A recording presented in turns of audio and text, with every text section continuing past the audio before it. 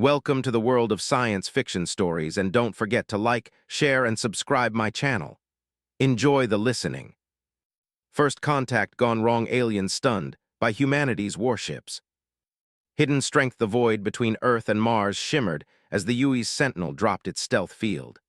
The massive warship's dark hull seemed to absorb the distant sunlight rather than reflect it, making it nearly invisible against the backdrop of space, even without its advanced cloaking technology. Admiral Ilana Frost stood on the bridge, her weathered face illuminated by the soft blue glow of holographic displays that surrounded her command station. "Stab report," she ordered, her voice carrying the weight of her 30 years in the United Earth Defense Force. Lieutenant Commander Jackson's fingers danced across his console. "All systems operational, Admiral. The Phantom shield is at full capacity, and our sensor arrays are detecting the approaching vessels exactly as predicted." Frost nodded, allowing herself a moment to appreciate the culmination of human ingenuity that surrounded her.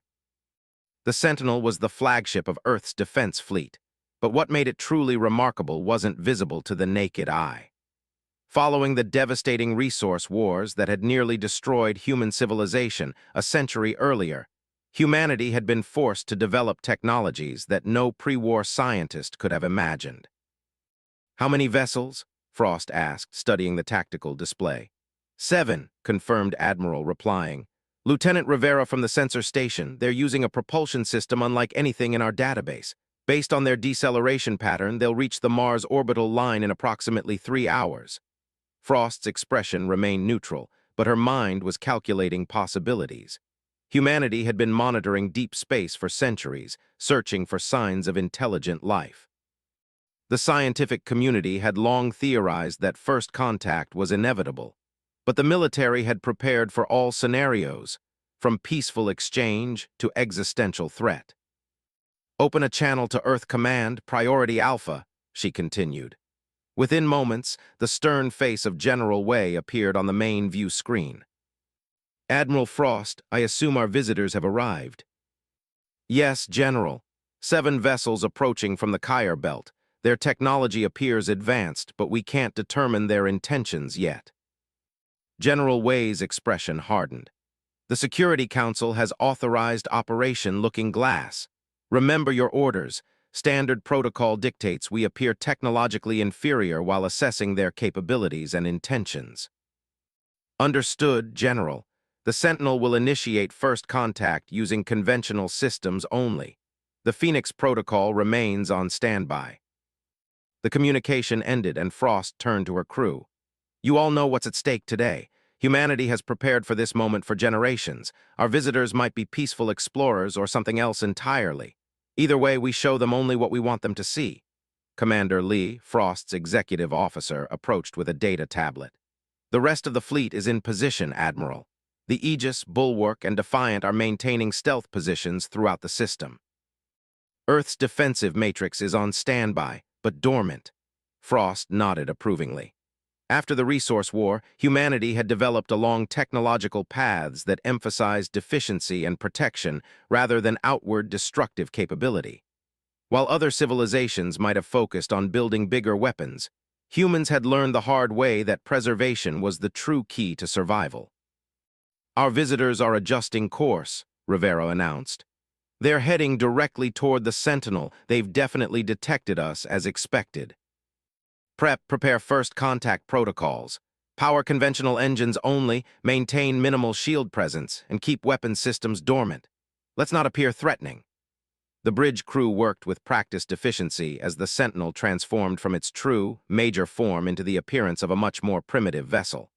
External weapon ports closed, advanced sensor arrays retracted, and its revolutionary Phantom shield reconfigured to mimic older defensive technology. As the alien fleet approached, its design became clearer on the view screen. The vessels resembled massive crystalline structures that refracted light in mesmerizing patterns. They moved with impossible grace for their size, their formation shifting organically like a school of fish. Their broadcasting communications officer, Zhang, announced multiple frequencies and structured data packets. The AI translation matrix was attempting to decode them. Minutes ticked by as the alien vessels drew closer, now clearly visible through the bridge's viewport. The lead ship dwarfed the Sentinel by at least 3 times. Its crystalline surface pulsed with internal lights that seemed to follow complex mathematical patterns. "Translation complete," Zhang finally announced. Audio and visual incoming, the main screen flickered and a figure appeared. The alien was humanoid in basic shape, but with translucent blue-green skin that seemed to ripple like water. 4 eyes, arranged in a diamond pattern, blinked independently, and when it spoke, its mouth didn't move. Instead, colors flowed across its skin. "Greetings, vessel of Earth," came the translated, surprisingly melodic voice. "We are the Wuhan Collective. We have observed your radio transmissions for many rotations of your world. We come in peace to establish relations with your developing species." Admiral Frost stepped forward, her posture straight and dignified. "On behalf of unified Earth, I welcome you to our solar system. I am Admiral Ilana Frost of the United Earth Defense Force. We are honored by your presence and look forward to a peaceful exchange between our civilizations." The alien skin rippled with colors that the translation system interpreted as polite acknowledgement. "Admiral Frost, I am High Navigator Zeller. Our scans indicate your vessel operates on fusion propulsion and employs rudimentary deflection shields. Impressive achievements for a species at your stage of development." Frost maintained her diplomatic demeanor despite the condescension in the alien's tone. "We've made significant progress since our global conflicts a century ago." "The Sentinel represents our current capabilities, of course," replied Zeller, his colors shifting to what might have been amusement. "All species follow similar developmental paths. We would be pleased to share appropriate technological insights to assist your advancement." Commander Lee, standing beside Frost, interjected, "Your generosity is appreciated. We would be honored to learn from your civilization. We request permission to approach your home world." Zeller, continue. "Our customary greeting includes a formal meeting with your governing authority. We would be delighted to escort you," Frost replied. "However, we maintain certain security protocols around Earth. I'll transmit designated approach coordinates." The communication ended and Frost turned to her officers. "Impressions." Commander Lee frowned.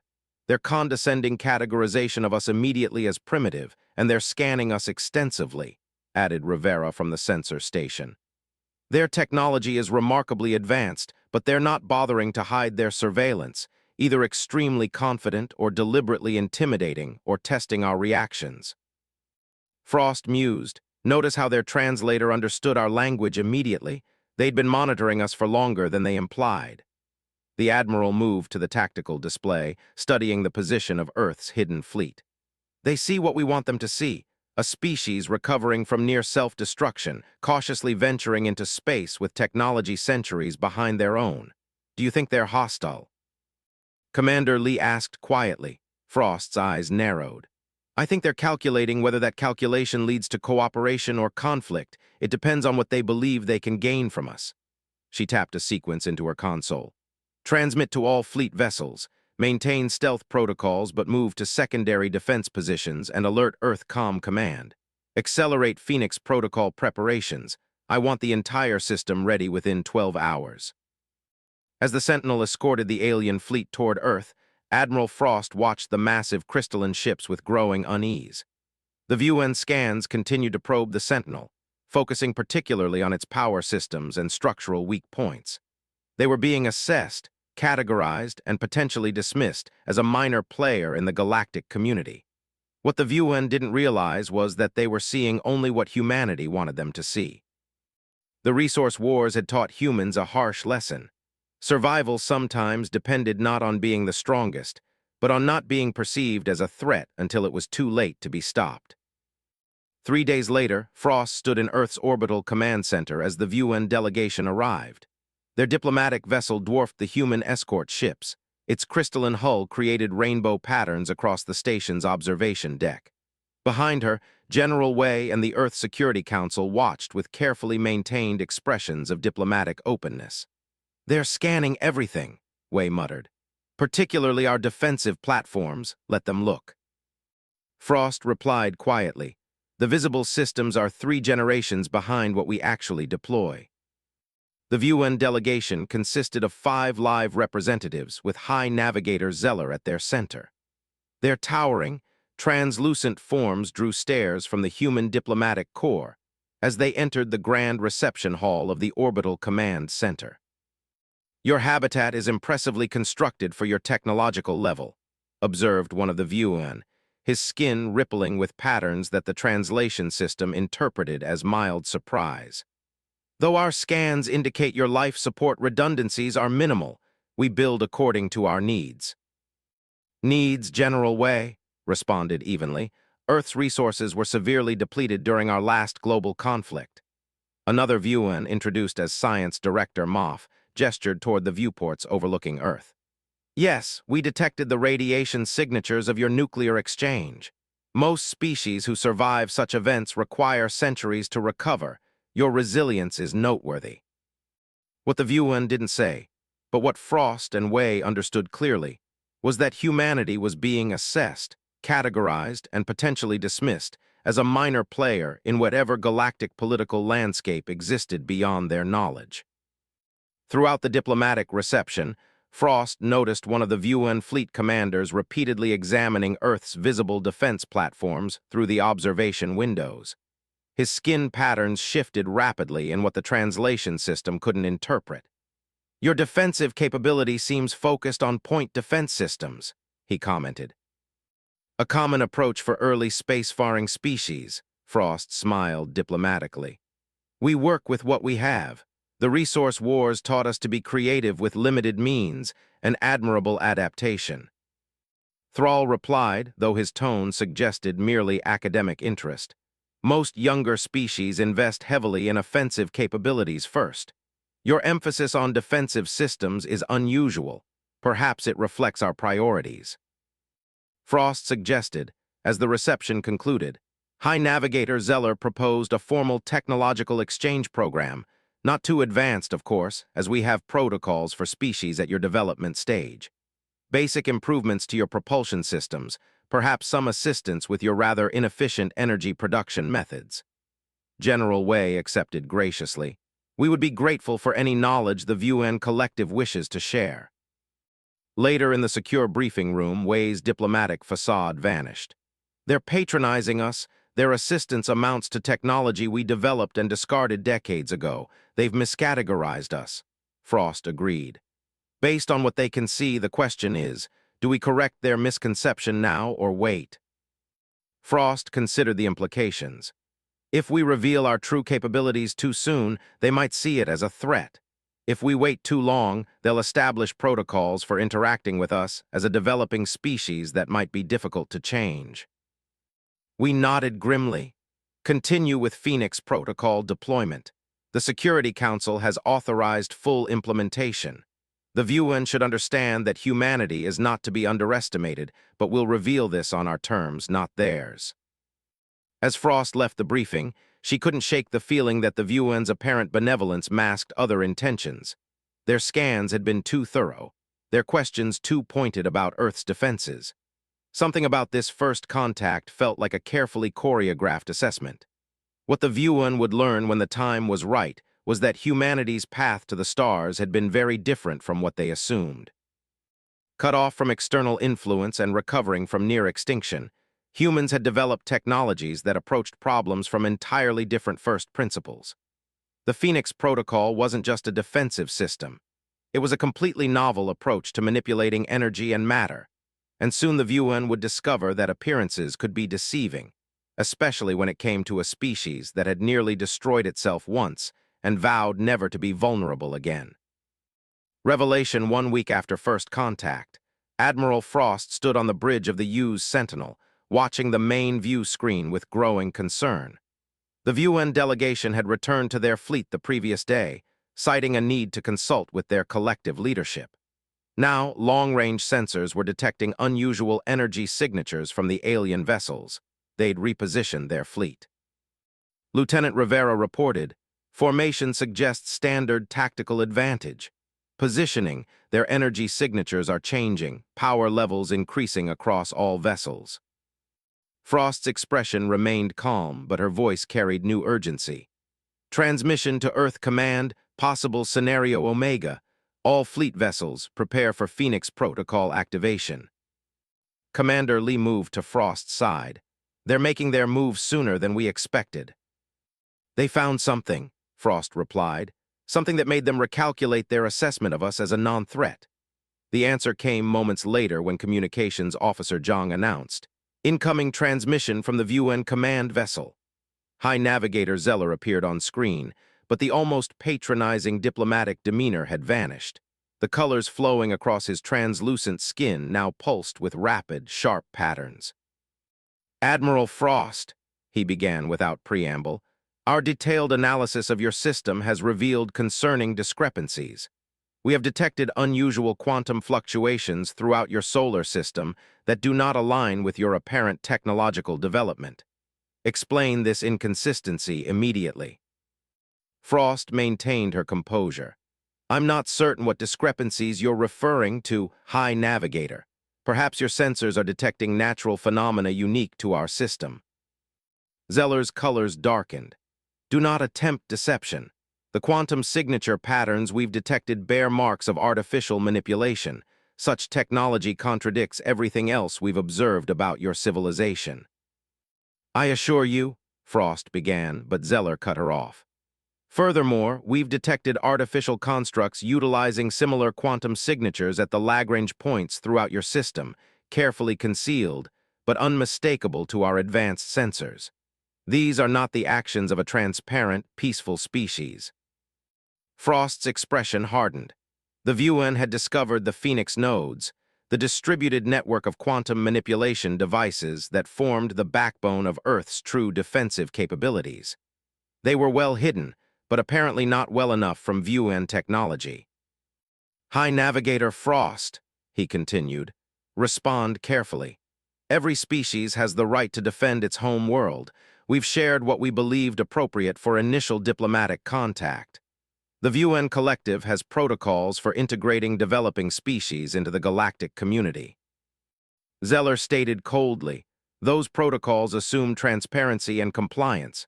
Your concealment of advanced technology suggests hostile intent." "Not hostile," Frost countered cautiously, "as would be any species making first contact with an unknown civilization." Zeller's colors pulsed in what the translation system interpreted as dismissal. "Your deception forces us to reconsider our approach. The VUN Collective cannot permit potentially dangerous technology to remain in the hands of an unpredictable species. We will establish a supervisory presence in your system to ensure your development proceeds along acceptable parameters." The transmission ended abruptly and Frost turned to her officers. "And there it is, their true intention all along," Admiral Rivera called out. "VUN vessels are powering weapons systems. Energy readings are off the scale compared to our initial estimates." "All ships, defensive positions," Frost ordered. "Maintain conventional systems only until my command. Let's see exactly what we're dealing with." The VUN fleet moved with fluid precision, their crystalline vessels rearranging into an attack formation that surrounded the human ships without warning. The lead VUN vessel fired a blinding beam of energy that struck the Sentinel's conventional shields. The bridge shook violently as systems overloaded, shield capacity at 38%. Lieutenant Commander Jackson reported, "One more hit like that and our conventional shields will fail. Return fire, conventional weapons only." Frost ordered the Sentinel's rail guns and missile systems to engage, launching salvos toward the VUN vessels.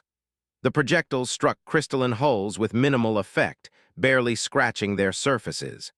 "As expected," Frost noted grimly, "conventional weapons are ineffective." The VUN fleet continued their assault, methodically targeting Earth's defense platforms and the Sentinel's obvious weapon systems.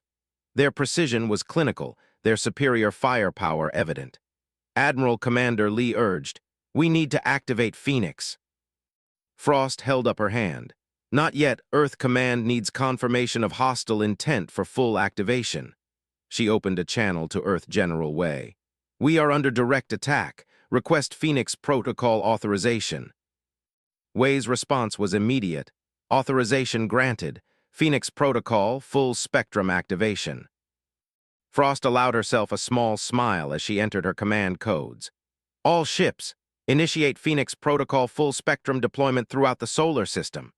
Hidden quantum nodes activated simultaneously. The effect was immediate and startling. Space itself seemed to ripple around the human vessels as the true nature of humanity's technology revealed itself. The Sentinel transformed before the stunned viewer, its hull reconfigured as concealed systems emerged. The Phantom Shield, humanity's revolutionary defensive technology, enveloped the ship in a shimmering field that did not merely block energy, but redirected it through quantum pathways to target their propulsion systems. Frost ordered, "Quantum disruptors only. Let's show them exactly what they're dealing with." The Sentinel fired not conventional weapons, but concentrated beams of quantum-entangled particles that bypassed the UN crystalline shields entirely.